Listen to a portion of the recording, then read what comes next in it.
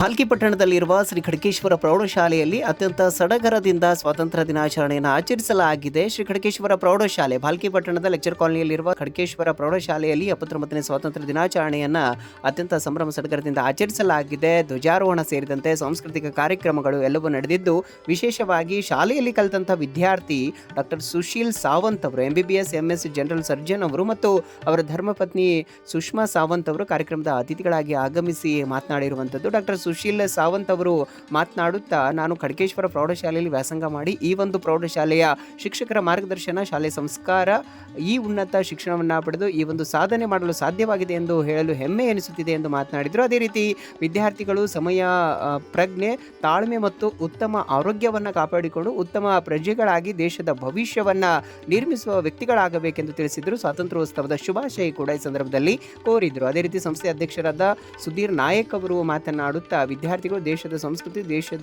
ದೇಶಭಕ್ತಿ ಮೈಗೂಡಿಸಿಕೊಳ್ಳಬೇಕು, ವಿದ್ಯಾರ್ಥಿಗಳಿಗೆ ಹಿತನುಡಿಗಳನ್ನು ಈ ಸಂದರ್ಭದಲ್ಲಿ ಅವರು ತಿಳಿಸಿದರು. ಕಾರ್ಯಕ್ರಮದಲ್ಲಿ ಸಂಸ್ಥೆಯ ಪ್ರಭುರಾಜ್ ಧೂಪೆ ಅವರು ಉಪಸ್ಥಿತರಿದ್ದರು. ಆನಂದ್ ಕಲ್ಯಾಣ ಮುಖ್ಯ ಗುರುಗಳವರು ಖಡ್ಗೇಶ್ವರ ಪ್ರೌಢಶಾಲೆಯವರು ಪ್ರಾಸ್ತಾವಿಕವಾಗಿ ಮಾತನಾಡಿದರು. ಕಾರ್ಯಕ್ರಮದಲ್ಲಿ ಶುಭಂ ರಾಯವಾಡೆ, ಅಂಜಲಿ ಜೋಶಿ ಹಾಜರಿದ್ದರು. ಜಯಪ್ರಕಾಶ್ ಆನೆ ಸ್ವಾಗತಿಸಿದ್ರು. ದಿಲೀಪ್ ಘಂಟೆ ವಂದಿಸಿದ್ರು.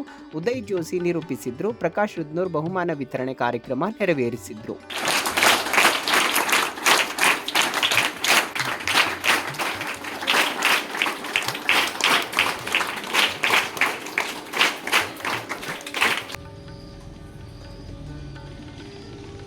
राष्ट्रगीत एक साथ शुरू कर।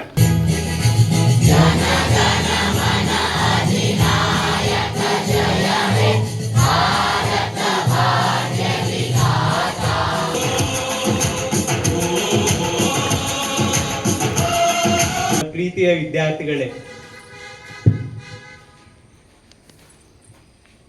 ಎಲ್ಲರಿಗೂ 79ನೇ ಸ್ವತಂತ್ರ ದಿನಾಚರಣೆಯ ಶುಭಾಶಯಗಳು.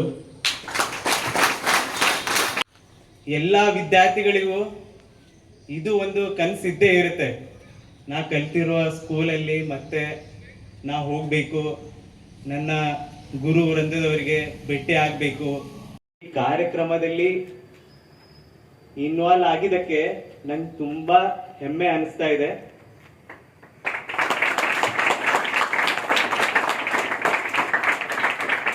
ಪವಿತ್ರವಾದಂಥ ನಮ್ಮ ರಾಷ್ಟ್ರೀಯ ಹಬ್ಬಗಳಲ್ಲಿ ಒಂದಾದಂಥ ಹಾಗೂ ನಮ್ಮೆಲ್ಲರಿಗೂ ಸ್ವತಂತ್ರ ತಂದುಕೊಟ್ಟಂಥ ಶುಭ ದಿನ.